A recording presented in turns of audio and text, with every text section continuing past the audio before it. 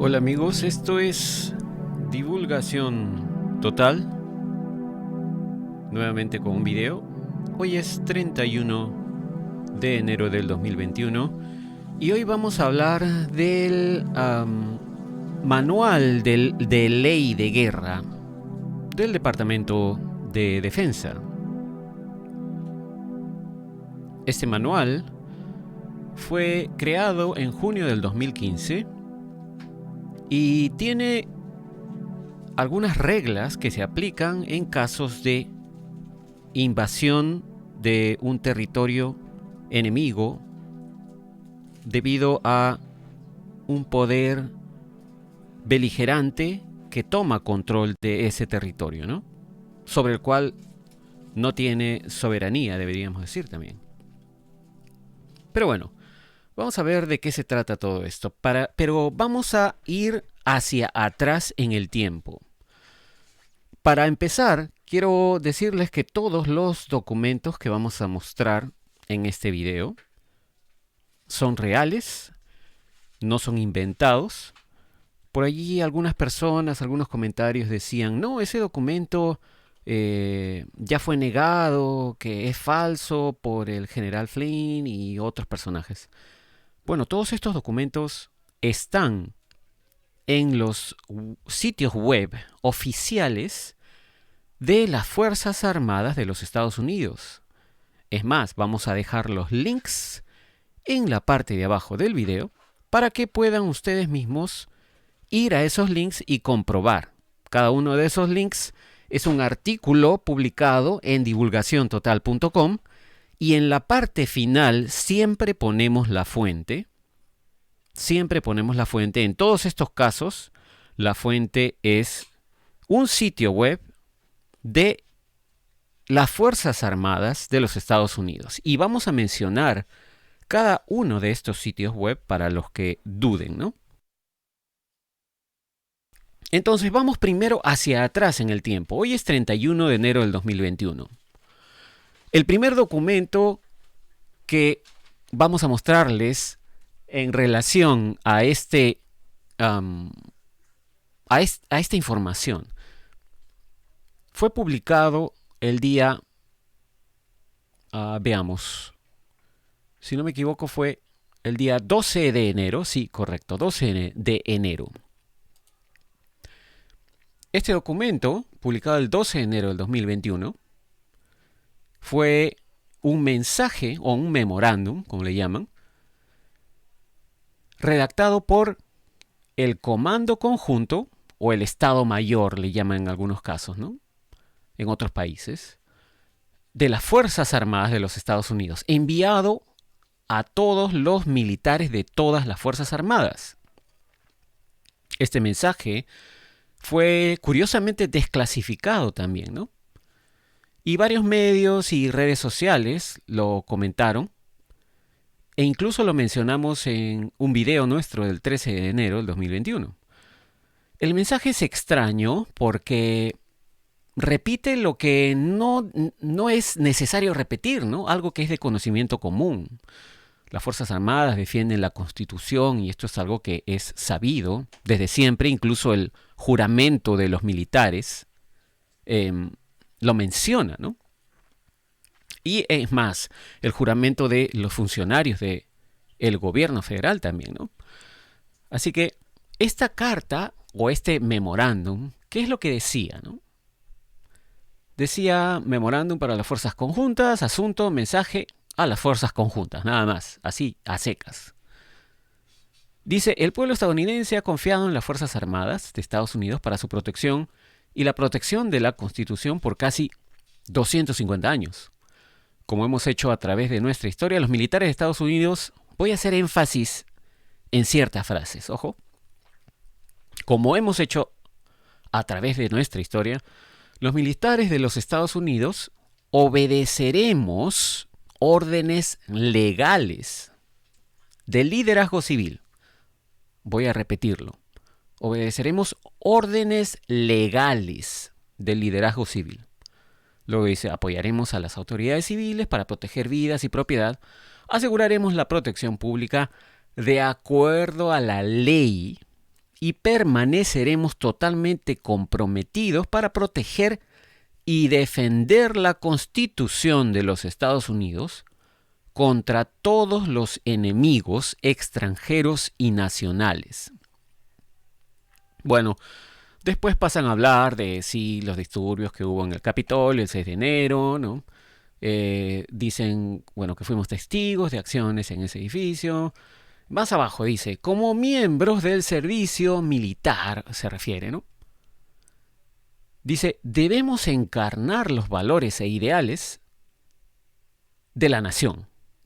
Y aquí viene algo interesante. Nosotros, nuevamente, ¿no?, apoyamos y defendemos la Constitución.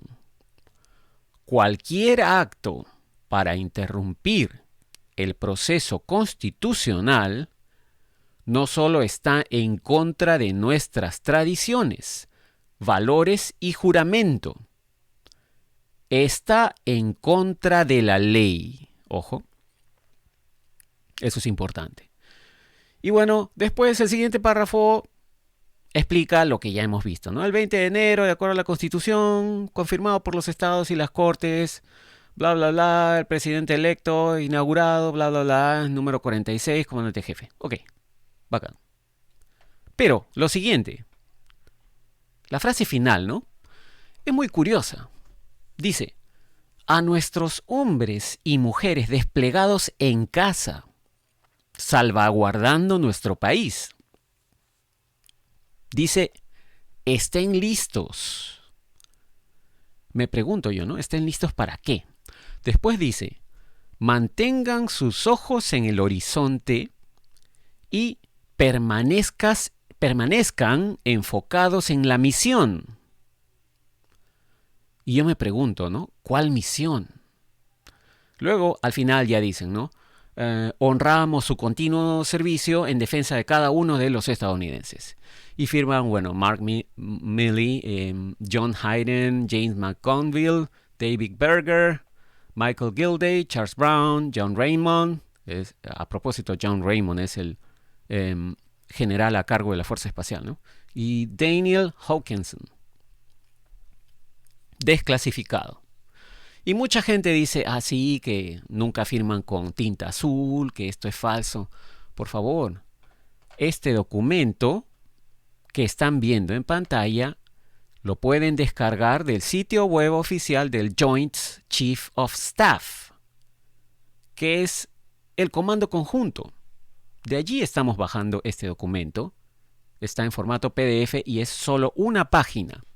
Vamos a dejarles el link para que lo descarguen y le hagan ustedes mismos, cada uno de ustedes, la verificación forense necesaria. Ahora, vamos a pasar al siguiente documento.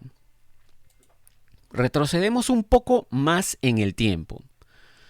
El siguiente documento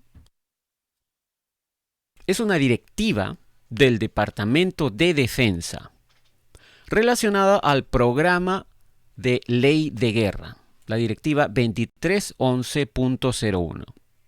¿Ok? Esto es firmado, o bueno, fue creado, mejor dicho, el día 2 de julio del 2020. Como dato curioso, puedo agregar que el 2 de julio del 2020 también se arrestó a Ghislaine Maxwell en conexión con el caso Jeffrey Epstein. Pero bueno, ¿qué cosa es esto, esta directiva? Es un documento que habla del programa de ley de guerra. Está relacionado a la ley de guerra, al manual de ley de guerra del Departamento de Defensa, ¿no? Según el mismo documento, ¿no?, esta directiva tiene los siguientes propósitos, como dice acá. Establece políticas y asigna responsabilidades para el programa de la ley de guerra del Departamento de Defensa. Además, también, como segundo punto, dice acá, establece el grupo de trabajo sobre la ley de guerra del Departamento de Defensa para asesorar al abogado principal del Departamento de Defensa, que en inglés se le llama General Counsel of the Department of Defense, ¿no? Por eso dice GCDOD, para asesorar al abogado principal, ¿no?, sobre asuntos de ley de guerra y también para desarrollar y coordinar iniciativas y asuntos relacionados con la ley de guerra. Este documento de 17 páginas también está en formato PDF, y sí, como lo escucharon, son 17 páginas. Establece cómo y a quiénes se le aplican las políticas y reglas con respecto a la ley de guerra.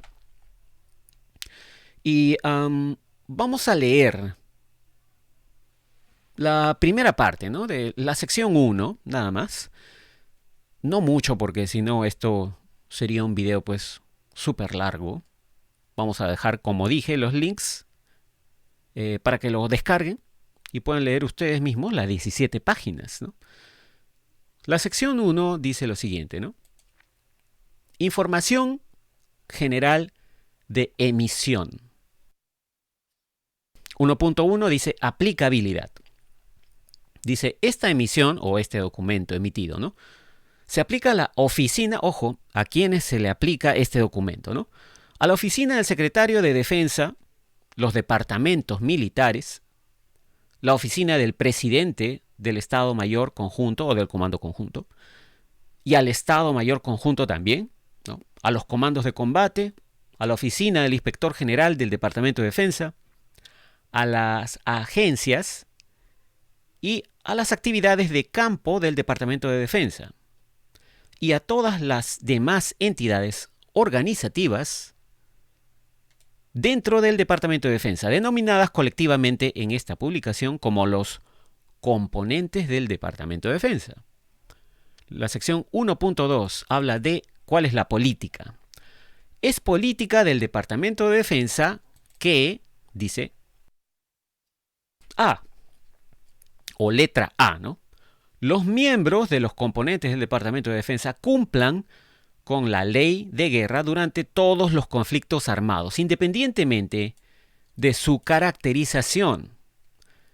En todas las demás operaciones militares, los miembros de los componentes del Departamento de Defensa continuarán actuando de conformidad con los principios y reglas fundamentales de la ley de guerra, los cuales incluyen los artículos, los del artículo 3, dice, común, el artículo 3 común de la Convención de Ginebra de 1949, y los principios de necesidad militar, de humanidad, distinción, proporcionalidad y honor.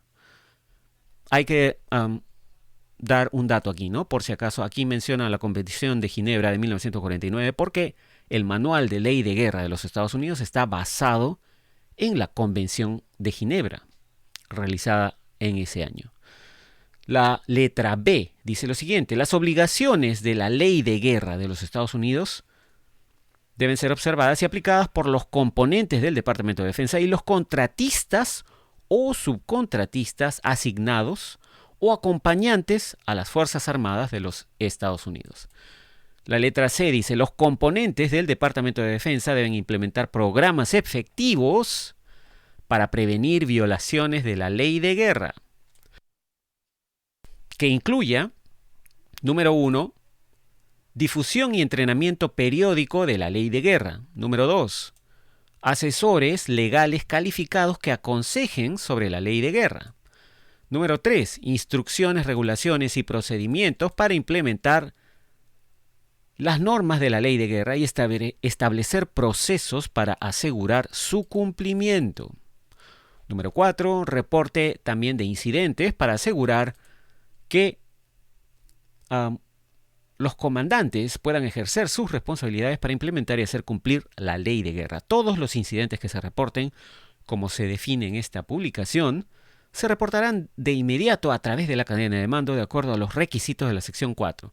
Número 5, evaluaciones, investigaciones, consultas u otras revisiones de incidentes son necesarios para determinar las respuestas apropiadas que pueden incluir.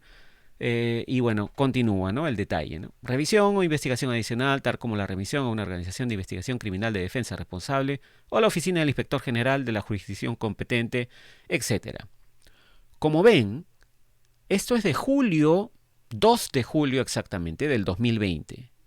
Esta directiva del Departamento de Defensa estaba ya coordinando en esos momentos el empapar bien, el informar bien y el hecho de distribuir y entrenar al personal militar con respecto a las obligaciones legales que los militares tienen en caso de que se tenga que aplicar el manual de ley de guerra. Este documento, quiero enfatizar, ¿no?, es tomado del sitio web oficial del Washington Headquarters Services, que es una agencia del Departamento de Defensa. Está en el mismo sitio oficial del WHS, Washington Headquarters Services. Y el link lo van a tener a su disposición para que descarguen este documento. Ahora, pasamos al tercer documento. El tercer documento que quería mostrarles es el propio manual de guerra o manual de ley de guerra del Departamento de Defensa. Esto fue creado, como dice acá el mismo documento, en junio del 2015 y esta versión fue actualizada en diciembre del 2016, justo durante las elecciones presidenciales que ganó Donald Trump, ¿no? Curioso. Esto es un archivo PDF también, 1236 páginas. Lo estamos descargando del sitio web oficial de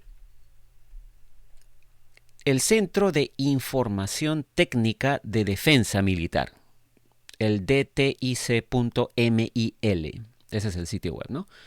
Y obviamente el link va a estar disponible para que lo puedan descargar. 1236 páginas a su disposición para que tengan bastante en qué entretenerse durante estos próximos días, ¿no? Pero mientras tanto, les quiero explicar que este documento está basado, como dije hace unos instantes, en las regulaciones de la Convención de Ginebra y establece leyes y regulaciones que se deben respetar cuando un poder beligerante toma control de un territorio de su enemigo. Cualquier fuerza armada que tome control de un territorio que no forma parte de su país debe respetar estas reglas, si no, queda automáticamente expuesto a que su operación militar de toma de territorio sea intervenida por fuerzas militares internacionales, algún tipo de coalición o alianza, para detener el abuso y la violación de esas leyes. Los Estados Unidos tomaron las reglas y regulaciones de la Convención de Ginebra y en base a estas crearon este documento, el manual de ley de guerra, ¿no? Ahora, la parte importante que quería resaltar yo de este documento es el capítulo 11. El capítulo 11 de este documento se refiere a algo muy importante que queremos mostrarles aquí. Sabemos que para muchos es un poco pesado leer tanta información y por eso quería en este video resumir esta información y explicarles rápidamente o lo más rápido o didácticamente posible de qué se trata todo esto, ¿no? Entonces, la sección, o mejor dicho, el capítulo 11 se refiere a lo siguiente: ocupación militar. El capítulo 11 incluye todo lo relacionado a ocupación militar.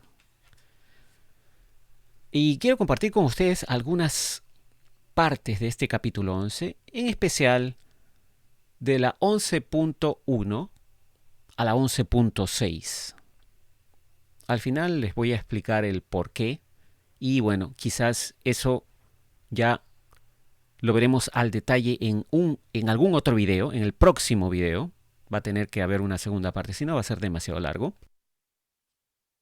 La introducción, que es la sección 11.1, dice lo siguiente: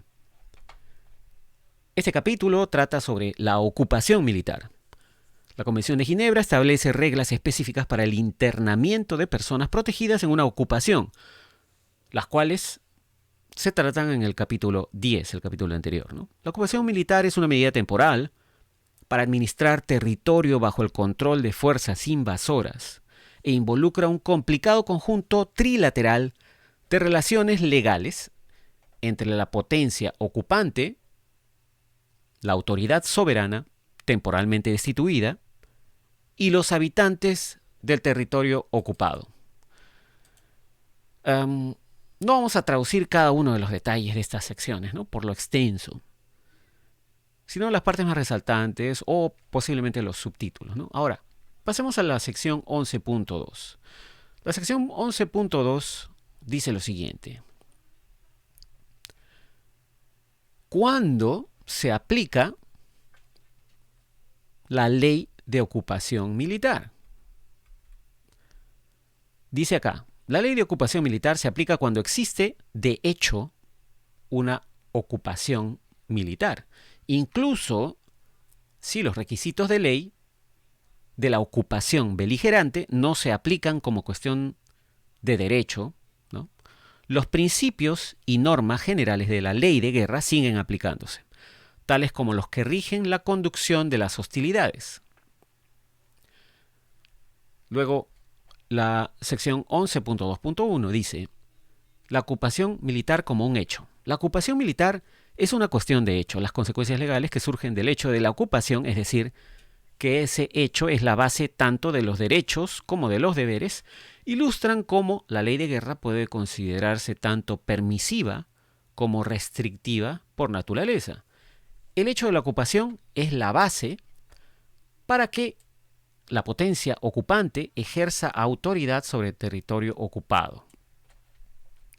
Y aquí viene una parte interesante. Dice lo siguiente, énfasis añadido aquí, ¿no?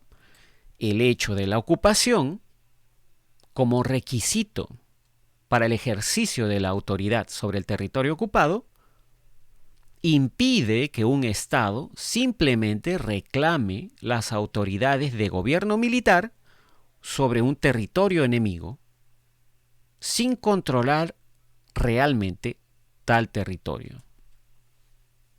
Interesante, ¿no? Bueno, luego dice, el hecho de la ocupación también impone ciertos deberes a la potencia ocupante con respecto al territorio ocupado.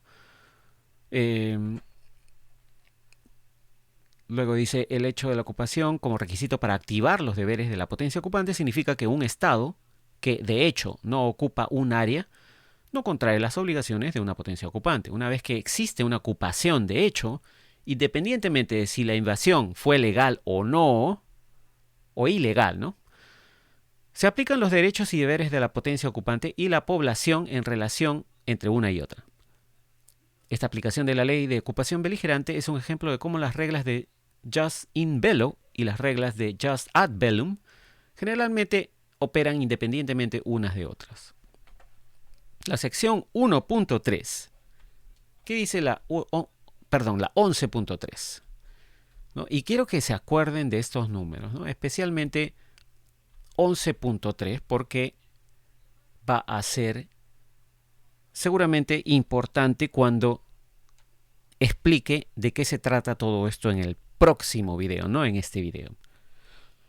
La sección 11.3 se refiere al fin de la ocupación y duración de las obligaciones de la Convención de Ginebra. Dice acá, el estatus de ocupación beligerante finaliza cuando dejan de cumplirse las condiciones para su aplicación. Ciertas obligaciones de la Convención de Ginebra con respecto al territorio ocupado continúan mientras dure la ocupación después del cierre general de las operaciones militares. 11.3.1 dice, fin de la ocupación. La ocupación beligerante cesa cuando ya no se cumplen las condiciones para su aplicación. En particular, como se analiza a continuación, el estatus de ocupación beligerante cesa cuando el invasor ya no gobierna de hecho el territorio ocupado o cuando ya no existe una relación hostil entre el Estado del territorio ocupado y el de la potencia ocupante. La ocupación beligerante termina cuando la potencia ocupante ya no tiene efectivamente el territorio ocupado bajo su control. Por ejemplo, dice, un levantamiento de la población local puede impedir que la potencia ocupante ejerza realmente su autoridad sobre el territorio ocupado. De manera similar, la expulsión o retirada completa del territorio también sería suficiente porque la expotencia ocupante en general no podría ocupar suficientemente el territorio ocupado. Pasemos a la sección 11.4. Esta sección habla de la posición legal del poder ocupante. Aquí encontré algo interesante también. Empieza diciendo, la ocupación militar del territorio enemigo implica un complicado conjunto trilateral de relaciones legales entre la potencia ocupante, la autoridad soberana temporalmente derrocada, y los habitantes del territorio ocupado. El hecho de la ocupación, dice, otorga a la potencia ocupante el derecho a gobernar el territorio enemigo temporalmente, pero no transfiere la soberanía sobre el territorio ocupado a la potencia ocupante. Es decir, cuando un poder invade un territorio, según la ley de guerra, por lo visto internacional y basado en la Convención de Ginebra, ese poder que ocupa un territorio puede gobernar temporalmente, pero no va a ser soberano sobre ese territorio. Esto es clave, ¿no? Para lo que ya se estarán imaginando. 11.4.1 dice, bueno, derecho del poder ocupante a gobernar territorio enemigo temporalmente. Aquí hay una sección interesante que dice, ¿no? El derecho a gobernar el territorio del enemigo durante su ocupación militar es uno de los incidentes de guerra. Por el hecho de la ocupación, es decir, el poder establecido por la potencia ocupante sobre el territorio ocupado, la potencia ocupante recibe la autoridad para ejercer algunos de los derechos, algunos, nada más dice, de los derechos de soberanía. Pero el ejercicio de esos derechos soberanos también resulta de la necesidad de mantener la ley y el orden indispensable tanto para los habitantes como para la fuerza ocupante, y el incumplimiento o incapacidad del gobierno legítimo para ejercer sus funciones, ¿no? O la falta de voluntad de permitir que lo haga. La 11.4.2 dice, limitaciones al poder ocupante resultantes de su falta de soberanía sobre el territorio ocupado. Acá lo importante que dice es, la ocupación beligerante en una guerra extranjera basada en la posesión del territorio enemigo implica necesariamente que la soberanía del territorio ocupado no está conferida al poder ocupante, ¿no? La ocupación es esencialmente provisional. Y aquí viene algo importante también. Dado que la soberanía no está conferida a la potencia ocupante, el hecho de la ocupación militar no autoriza a la potencia ocupante a realizar determinadas acciones. Por ejemplo, la potencia ocupante no está autorizada por el hecho de la ocupación beligerante para anexar territorio ocupado o para crear un nuevo estado. Además, la potencia ocupante, esto también es clave, ¿no? La potencia ocupante no puede obligar a los habitantes del territorio ocupado a que se conviertan en ciudadanos suyos ni que le juren lealtad. Ojo. De manera similar, también dice, en vista del carácter provisional de la ocupación beligerante, se ha interpretado que la autoridad de la potencia ocupante en virtud de la ley de ocupación está sujeta a limitaciones sobre la capacidad de la potencia ocupante para alterar las instituciones de gobierno de forma permanente o cambiar la constitución de un país. Tiene limitaciones el poder ocupante para alterar las instituciones de gobierno de forma permanente o cambiar la constitución de un país. No pueden hacerlo así nomás, ¿no? La sección 11.5 está referida al deber del poder ocupante de garantizar el orden público y la seguridad. Ojo, esto también es clave. Habiendo pasado la autoridad del poder legítimo efectivamente a manos de la potencia ocupante, ésta tomará todas las medidas a su alcance para restaurar y asegurar en la medida de lo posible el orden público y la seguridad, respetando, salvo que se prevenga absolutamente, las leyes vigentes en el país. Este principio ha sido reconocido como derecho internacional convencional. La potencia ocupante tiene el deber general de mantener el orden público y velar por la preservación de los derechos de los habitantes, incluidos los derechos a su propiedad privada. Ojo. Y bueno, hay unas subsecciones aquí, 11.5.1 y 11.5.2, no las vamos a leer. Y la última que quería compartir con ustedes es la 11.6. Dice, protección de la población de un territorio ocupado. Según la ley de ocupación beligerante, la potencia ocupante tiene ciertos deberes con respecto a la población de un territorio ocupado, incluidas las personas protegidas bajo la Convención de Ginebra. 11.6.1 dice, protecciones generales, incluido el trato humano de la población de un territorio ocupado. La población de un territorio ocupado, al igual que otras personas protegidas por la Convención de Ginebra, tiene derecho en toda circunstancia respecto de su persona, su honor,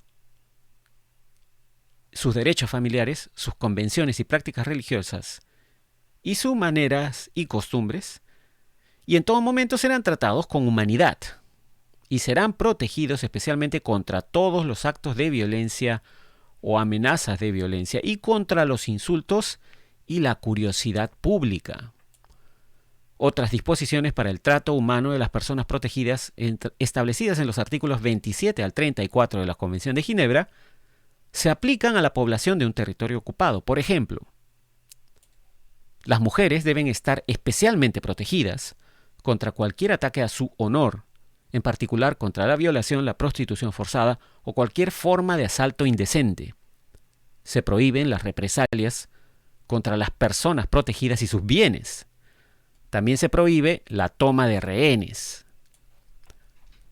Y bueno, estas son solo algunas de las secciones de las 1236 páginas de este documento PDF de la ley del manual de guerra, ¿no?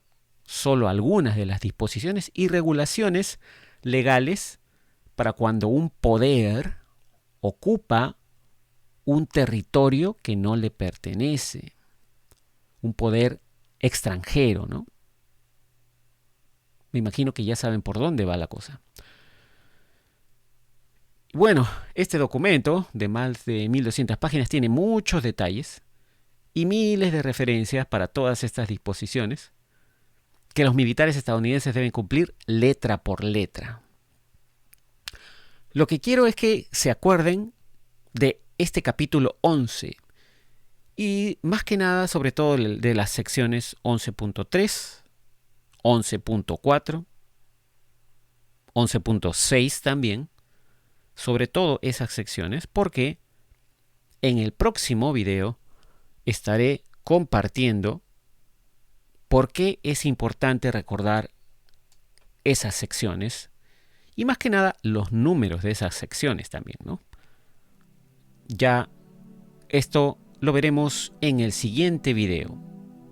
Por el momento, esa es toda la información para este video. Y agradecemos su atención.